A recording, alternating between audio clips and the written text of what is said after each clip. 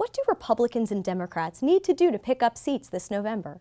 AEI resident fellow Michael Barone will tell us on this episode of Election Countdown.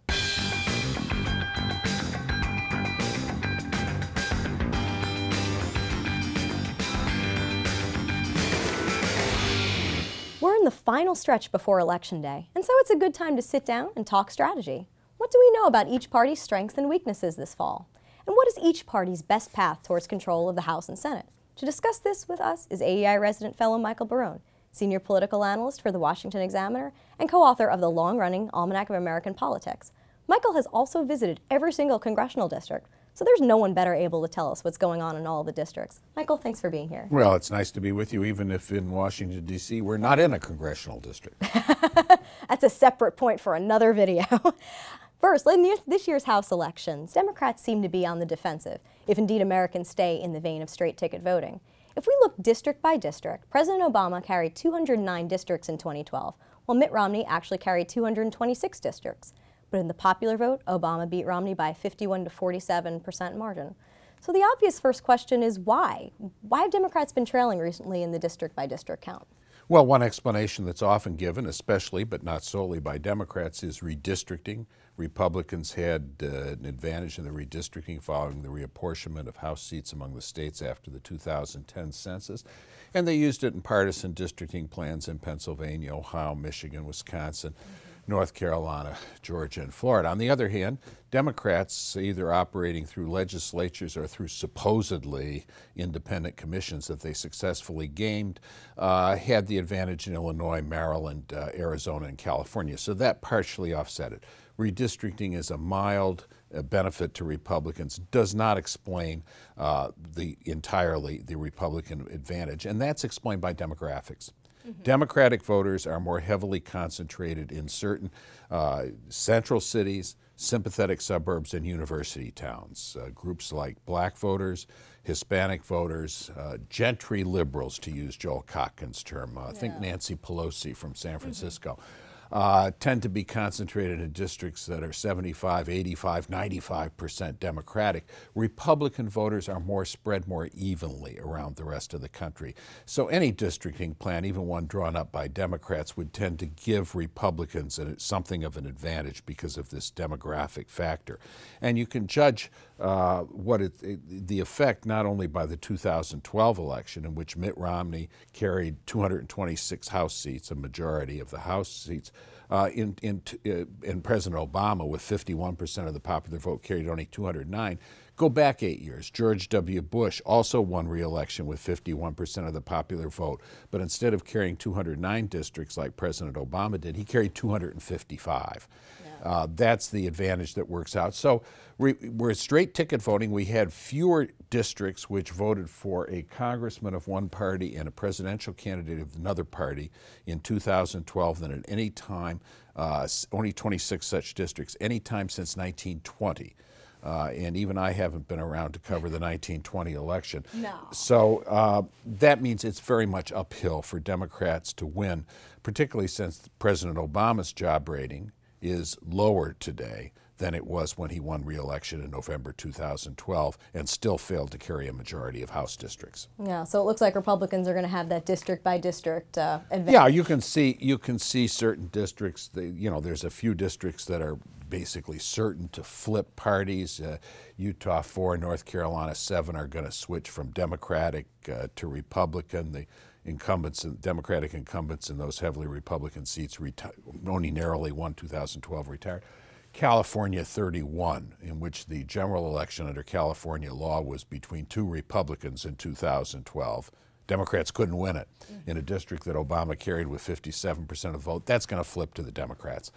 And there will be some other district changes, but it's possible for Republicans to win more than 242 seats. That is the high point achieved in 2010 that Republicans have achieved starting with the election of 1948. So we'll see if they exceed that mark. Okay, let's move from talking about the House to talking about the Senate. Colorado and Iowa were both big target states for President Obama in 2012. He did win those states, but the Senate races in both states this year, they're still very close. On top of that, Colorado has a tight governor's race going on as well. So, Michael, I have to ask you, will these Senate elections in Colorado and Iowa be a test of how well the Obama campaign organization has carried over to the midterms in 2014? And if so, how's that organization going to fare? Well, they are pretty good tests of the Obama campaign organization. President Obama carried Colorado and Iowa with 51 or 52% of the popular vote, narrow victories in 2012.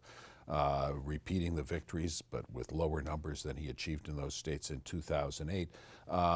They're very close states, and back in January 2013, when this year's Senate cycle, congressional election cycle, began, very few people thought that Colorado and Iowa were going to be seriously contested. They had both gone for President Obama.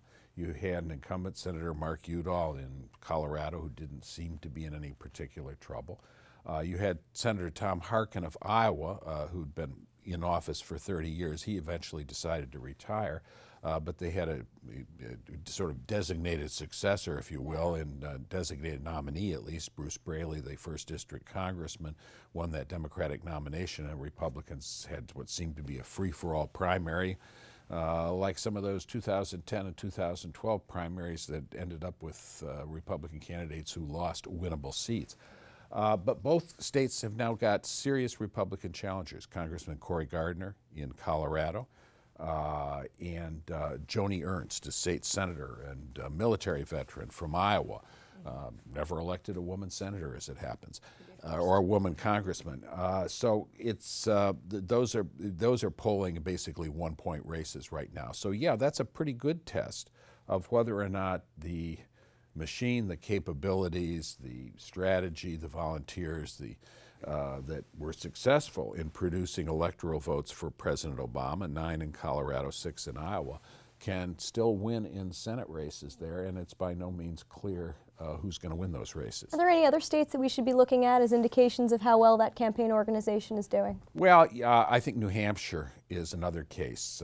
That white race, Senator Jeanne Shaheen, the Democratic incumbent, beaten incumbent in 2008, John Sununu. She was ahead by about 6 points in most polls through most of August and September. Recent polling, a couple polls have showed this to be a very close race between her and the Republican nominee, Scott Brown. He's the former Republican senator from Massachusetts, right, who won that seat in that special election. Electrifying result, stunning for Democrats, exhilarating for Republicans. In January 2010, he was defeated by Elizabeth Warren in November 2012. He moved to New Hampshire, where he's had a summer house, and seems to be running roughly even with Jeanne Shaheen. So that's another test of whether or not the machine, the apparatus, the organization that worked effectively for President Obama in 2012 can be carried over and help other Democrats in 2014. Okay, so let's set the scene here. We have an unpopular president, an American public concerned with both the economy and foreign policy, and a palpable dissatisfaction with both Washington and the two major political parties. The country seems fairly evenly divided, but that's not to say they're happy with the choice of either party. It's coming up with a winning strategy. It's not going to be an easy feat for either Democrats or Republicans. So let's start by talking about the Democrats. What kind of strategy do they seem to be using in 2014?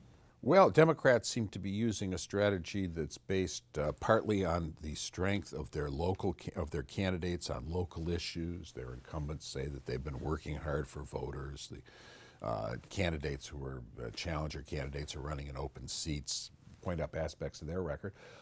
We see the Democrats avoiding the macroeconomic and foreign policy issues largely. We see them talking about a war on women. Yeah. You can almost get the implication that the Republicans want to ban contraceptives in America or something like that. Sounds like that, right? Before the Obamacare mandate that insurance policies provide for no co-payment for the contraceptives, that contraceptives were somehow unavailable in the United States, when in fact the Supreme Court ruled back in 1965 that there's no, the states cannot ban contraceptives. Right. That's not really a live issue, but they're trying to breathe some life into it. Equal pay for women, they've been talking about. Well, that's actually part of the Civil Rights Act of 1964. That's been law in the United States for 50 years, but they want to run on it again, so they've made legislative proposal that is a variant on that theme, and hope to ride it to victory in some of those cases. It's not, you know, the recent, we've had a couple of polls that suggest in a number of states that, particularly with the world seeming to be in chaos, that opinion on foreign policy among women voters as well as men has been moving against the president and his party. We'll see if that holds up. It may or may not do so. But I think basically you're looking for Democrats to try and raise peripheral issues or to bring forward legislation that's been around a long time. Equal pay for equal work has been around for 50 years. The minimum wage, first federal minimum wage law was 1938. Not many voters today were alive in 1938. To bring those issues into play and to, you know, as it were, play Happy Days Are Here Again, the Franklin Roosevelt's theme song, one more time. Right. So these issues you're talking about, you know, the war on women, equal pay for women, minimum wage, these are all things that when we look at the polls, they're pretty low on the priority list for Americans. Does that mean that it's going to be hard to win an election on that? Or well, they're low on the priority list. If you ask them, should the minimum wage be raised, 70% of people say yes. Oh, yeah, let's give more people, you know, more money to low-wage workers. It's a generosity impulse, but it's, I think relatively few voters vote on the minimum wage. But we'll see if this turns the corner. You've got a number of very close races on which the majority in the Senate appears to depend, and so Democrats are throwing into, you know, throw the kitchen sink in there if you think the kitchen sink may help you win a Senate race that you'd otherwise lose. Yeah, well, the Democrats seem to be focusing on issues that poll well. Republicans are looking at bigger issues, things like the health care law, the state of the economy, the stimulus, and these are things that maybe don't poll as well, but they're focusing on these things because they know these aren't winning issues for Democrats. Democrats aren't doing well in the polls on these issues. So is Republican opposition to Democratic big government policies, is just that opposition going to be enough to win Republicans' elections? I think opposition to big government policies is enough for Republicans to win some elections. Yeah. Whether it's enough for whether them it's to win, enough, right? Well, is it going to be a majority enough? well, we'll see about the Senate races. It looks like they're likely to win a Senate majority. By no means certain. A better than 50% chance. Okay. Less than 65%. But you know, one of the basic things I think we've learned in the past 5 to 6 years is that policies that Democrats thought would be popular, the stimulus package back in 2009, the Patient Protection and Affordable Care Act, or Obamacare, passed in 2010. They thought these were going to be popular policies. They haven't been. Yeah. That tells us something interesting about public opinion in our country, and I think what it tells me is that faith in government as an institution is weaker in this information age than it was 50 years ago or 60 years ago in the industrial age. That industrial age was a time when most Americans were part of big government. 16 million men drafted in in the military in World War II. Big business, big labor unions. They prided themselves on working well within large organizations. We tend to be smaller organizations today. We tend to be working more on our own idiosyncratically. We tend to move from job to job. We tend to be in different lines of work and to take individual stands and our views on individual issues, whether it's the cultural issues or economic issues or other issues that we're concerned about, foreign policy. Those things tend to be more important to us than membership in a large organization. Yeah. We don't like to see ourselves as very small cogs in very large machines. And I think that gives the Republicans an advantage on some of these macro issues of the macroeconomy, of the size and scope of big government, of foreign policy. Now, it's not an insuperable advantage, doesn't work everywhere, and there is a reasonable question that journalists, sympathetic to Democrats or not, or Democratic opponents can say is, what are you going to do next? And I think Republicans have made a little progress towards providing attractive and plausible answers to those questions.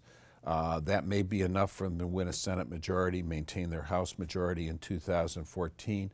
not at all clear to me that it's enough for them in 2016. They're going to have to offer the public more in the way of specifics, more in the way of a vision that's laid out in particular steps than they've been able to do so far. You think they'll be doing that before November? I think that this is a progress that will come through what is institutionally, in my view, the weakest part of our political system, which is the presidential nominating process, and perhaps not coincidentally, that's one part of our system that wasn't touched by the framers of the Constitution. Very interesting. Let's end on that note. Michael, thanks so much for being here. Thank you. Thank you for being with us, too. You want us to cover an issue on your state's elections? Let us know in the comments. Then please subscribe for all of the videos in this series. We'll see you next week.